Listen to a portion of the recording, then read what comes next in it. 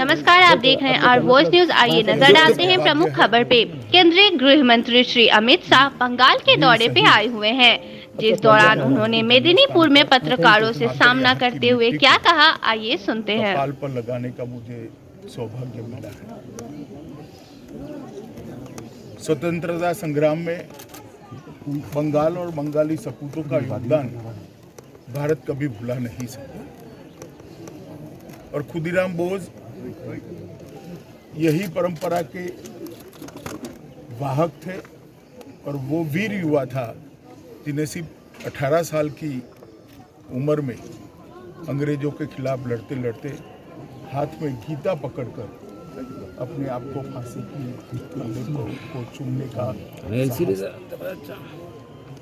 उनकी लोकप्रियता उस वक्त पूरे देश भर में इतनी थी कि कुछ बुनकरों ने धोती पर खुदीराम बोस लिखना शुरू किया और वो धोती बंगाल के युवाओं की प्रेरणा स्रोत बनी, आज़ादी के आंदोलन का प्रतीक।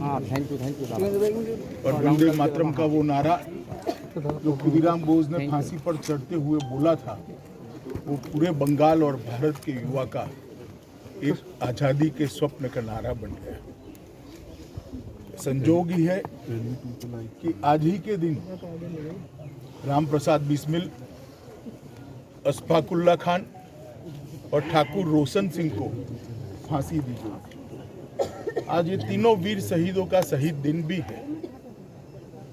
बंगाल के अंदर मैं आया हूँ, तब इस भूमि पर आकर इस भूमि की मिट्टी को सर पे लगाकर एक नई चेतना और ऊर्जा का अनुभव कर रहा हूँ। और मैं आज यहाँ से देश भर के युवाओं को भी कहना चाहता हूँ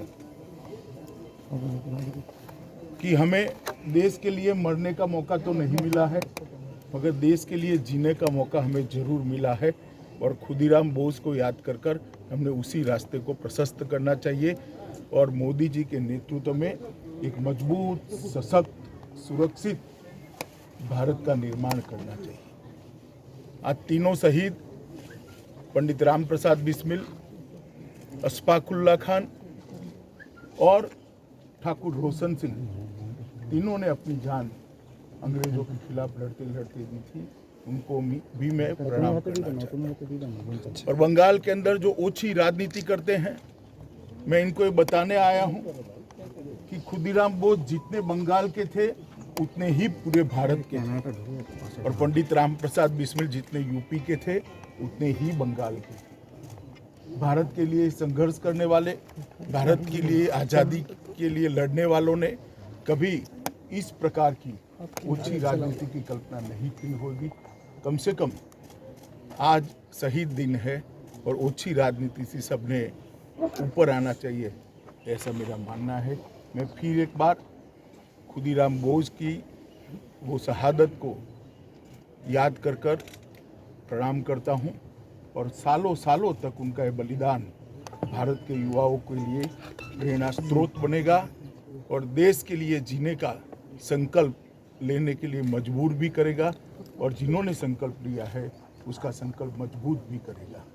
मैं फिर एक बार उनके परिजनों के चरणों में प्रणाम कर कर मेरी बात को समाप्त कर देता हूँ।